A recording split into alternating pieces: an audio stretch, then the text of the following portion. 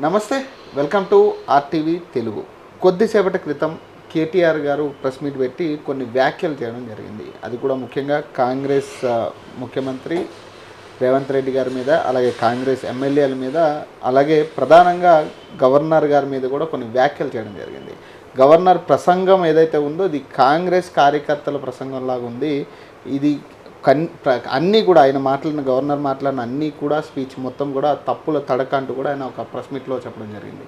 దీనికి సంబంధించి తెలుసుకునే ప్రయత్నం చేద్దాం. ప్రస్తుతం నాతో పాటు కాంగ్రెస్ నాయకురాలు ఇందిరా శోభన్ గారు ఉన్నారు, మాట్లాడే ప్రయత్నం చేద్దాం. నమస్తే అక్క. నమస్తే. ప్రధానంగా అంటే చాలా రోజుల తర్వాత కేసీఆర్ గారు అసెంబ్లీకి రావడం అనేది ప్రధానంగా ఫస్ట్ అంశం. మీరు ఎలా చెప్తారు, ఏం చెప్దాల్చుకున్నారు? ఎందుకంటే నిన్న కూడా వాళ్ళ కార్యకర్తలు అందరితో కూడా సమావేశం అయ్యి, ఎమ్మెల్యేలతో కూడా సమావేశం అయ్యి దిశానిర్దేశం కూడా చేయడం జరిగింది బడ్జెట్కి సంబంధించి. మీరు ఏమన్నా కొంచెం మార్పు జరిగే ఛాన్స్ ఉంటుందంటారు కేసీఆర్ గారు రావడం వల్ల?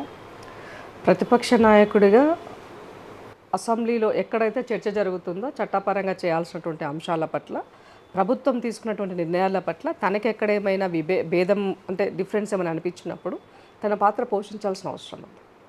అప్పుడే దానికి అసలైన ప్రతిపక్షం అంటే సమాజానికి పాలకపక్షం ప్రతిపక్షం రెండూ కూడా అవసరం ఉంది. సో ఒక ప్రతిపక్ష పాత్ర కేసీఆర్ గారు 100% ఫెయిలర్ అని చెప్పాల్సిన అవసరం ఉంది. లాస్ట్ అంటే ఈ ప్రభుత్వము మారి దాదాపు 15 సంవత్సరాలు అయింది, 15 నెలలు అయింది. 15 నెలల్లో కేసీఆర్ గతంలో అసెంబ్లీకి ఒక్క రోజు వచ్చి వెళ్ళారు, మళ్ళీ వాళ్ళు వచ్చారు. దెన్ రేపటి నుంచి మళ్ళీ ఏమి రారు. ఇవాళ కూడా జస్ట్ గవర్నర్ ప్రసంగం మాత్రమే. ఆయన రేవంత్ రెడ్డి గారిని ఎదుర్కోలేక, రేవంత్ రెడ్డి గారిని ఫేస్ చేయలేకనే అసెంబ్లీకి రావట్లేదని సుస్పష్టం. దీంట్లో ఇంకో మాట లేదు. మొన్న ట్విట్టర్ పిట్టో మాట మాట్లాడింది. కేటీఆర్ మన ఆయన అసెంబ్లీకి రావాలంటే ఆయన అవసరం లేదు, రావాల్సిన అవసరం లేదు. మా నాన్న ఆయన హోదాకి మా నాన్న వచ్చి మాట్లాడాల్సిన అవసరం లేదు, మేము సరిపోతుంది అని అన్నారు.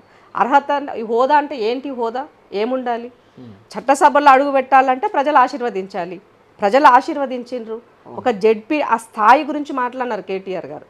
స్థాయి అంటే ఒక జెడ్పీటీ రేవంత్ రెడ్డి గారు ఒక జెడ్పీటీసీ నుంచి ఎమ్మెల్సీ అయినాడు, ఎంపీ అయినాడు, ఇవాళ ముఖ్యమంత్రి అయినాడు.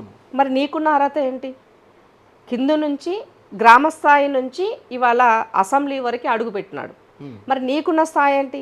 మీ నాయన పేరు చెప్పుకొని సిరిసిల్లలో కేకే మహేందర్ రెడ్డి టికెట్ తీసుకొని నీవు చట్టసభల్లోకి వచ్చినావు. మరి నీవు ప్రజలతోనే ఎన్నుకున్నావు, ఈయన ప్రజలతో ఎన్నుకున్నాడు. కానీ ఈయన ఎంట్రీ స్వతహాగా కష్టపడి పైదాకా వచ్చినాడు. నీవేమొచ్చినావు? ఇంపోర్ట్ అయినావు.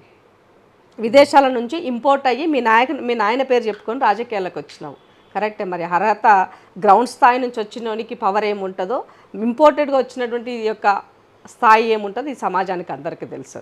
కాబట్టి మనం మాట్లాడేటప్పుడు ఒకవేళ ఇలా చూపితే 4 ఏళ్ళు మన వైపు చూపిస్తాయి అని అనిపించుకోవడం అంటే పడుకొనున్నటువంటి గాడిదను గిచ్చితే ఏమవుతుంది? లేచి తంతది. గట్లున్నది ఇప్పుడు కేటీఆర్ గారు. ఇప్పుడు